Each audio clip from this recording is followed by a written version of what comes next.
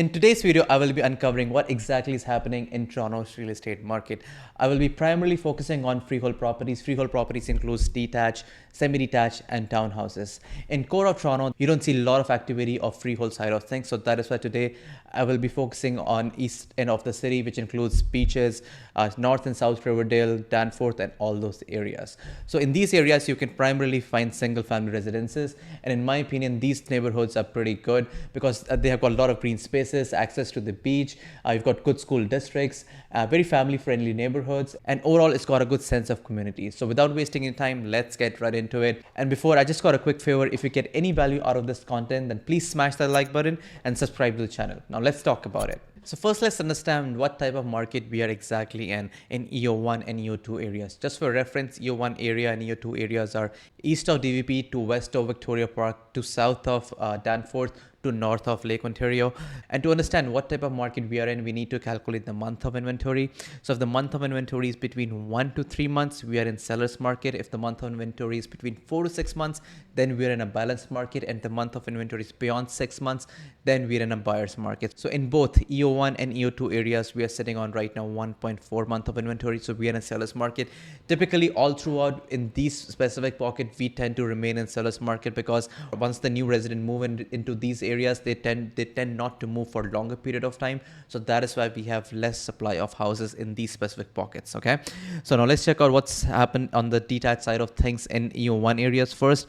So if you see the average prices since May of last year to May of this year, they have come down about by $200,000 give and take.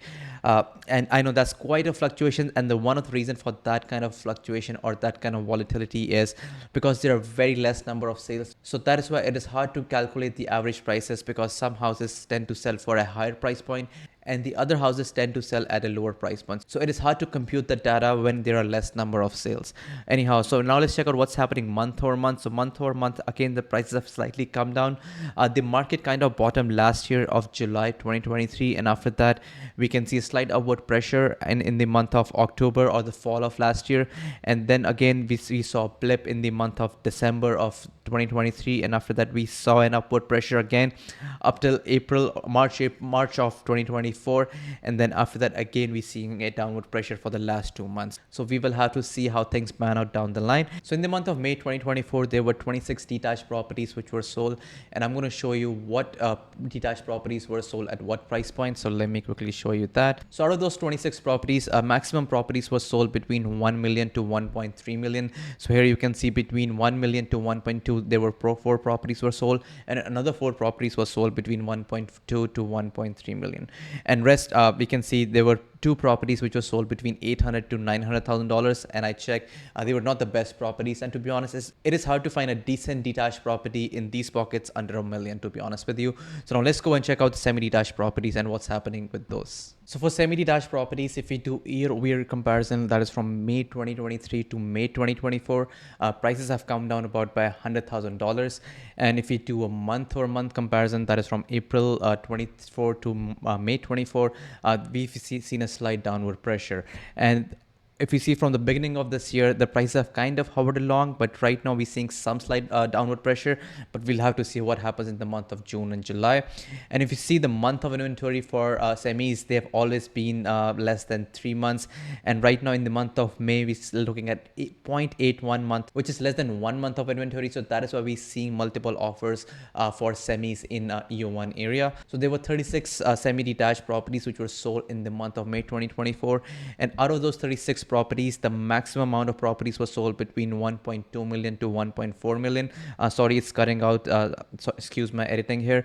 So this is the highest number of properties were sold in this price range, and the second highest semis were sold between 1.1 million to 1.2 million. So if you're looking for a semis, so we're looking at around this price point. This is the more realistic price point when it comes to semis in the east end of the city. So now here are the stats for townhouses in EO1 areas. If we do a year-over-year comparison, that is from May 2023 to May 24, prices have come down about by $50,000 give and take. And if you do a month-over-month comparison, again the prices have come down about by 70,000 approximately. And you'll notice the graph, there's a lot of fluctuations, a lot of volatility, and that's primarily because there are so many less number of sales which happen in townhouses. So in this specific pocket for townhouses, there are very few number of sales you can see over here. For example, in the month of April, there were just 2 number of sales, and in the month of May, there were 10. So there are less number of sales, so that's why there is more chances of outliers, and that is why there's so much of fluctuations in this graph. So in the month of May, as I said, there were 10 number of sales, and out of those 10 number of sales, the majority of the townhouses were sold between the price point of $900,000 to just under $1 million. That was number 3. And the second highest were sold between the price point between 1.1 to 1.2. And there were 4 townhouses which were sold between price point of 1.5 to 1.7. That's a pretty high price point in my opinion. But yes, there are sales. That's what the data shows.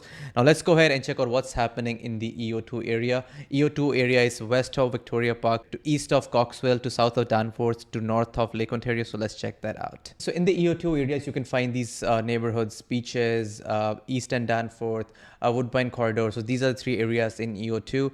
And let's check out what's happening on the detached side of things. So detached properties, if you see year over year comparison, prices have gone up by about $370,000.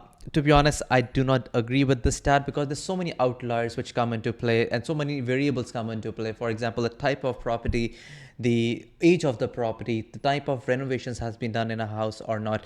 So I don't think so that the values of all the properties have gone up by $375,000 in year over year. It has gone up, but not so much in my opinion. Okay, and same if we do a month-over-month comparison.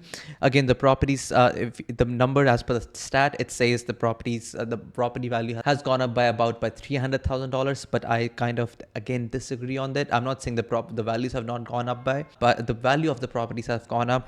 But again, it comes into so many factors come into play which we should consider while analyzing any value of the property. Okay, and if you see the month of inventory side of things, all throughout the year, the month of inventory has remained less than, I would say, 2-3 months, give and take. So we've remained in an aggressive seller market. Regardless, in EO2, it's more or less again just like EO1. It's a very, very tight community. Not much of transactions which happen in this specific pocket. So it remains in more or less in a seller's market all throughout the period. Okay, so now let's check out what's happening on the semi-detached. Semi-detached properties in this specific pocket are pretty popular. If you check out the month of inventory, it's always been less than 3 months. So basically it's been in a seller's market. So if you're a buyer for a semi in this pocket, your chances are very, very high you're going to face competition. So if you do a year over year comparison, the prices have gone up from May 2023 to May 2024 by about $70,000. And if you do a month over month comparison, the prices have gone up by about $150,000, give and take. Now let's check out what's happening on the townhouses side of things. So for townhouses, again, there are not many townhouses which change hands in this pocket again. So if we see in the month of May of 2023 and August of 2023, there was 0 sales which happened in those specific months. And in the month of May of 2024, there were only 3 sales which happened. And if we do a month over month comparison, the prices have gone up drastically by about just shy of $200,000 in this specific pocket for townhouses. And if you check out the month of inventory, it's again remained less than 3 months. That is again seller's market. So overall, these 2 pockets, in my opinion, are very, very good. That's why there's so much demand, and it always remains in a seller's market. I hope I was able to give you some value today. And if I did, then please subscribe to the channel and click that like button. And feel free to reach out to me if you have any questions anytime. I would be happy to answer. Thank you for watching. See you in the next video.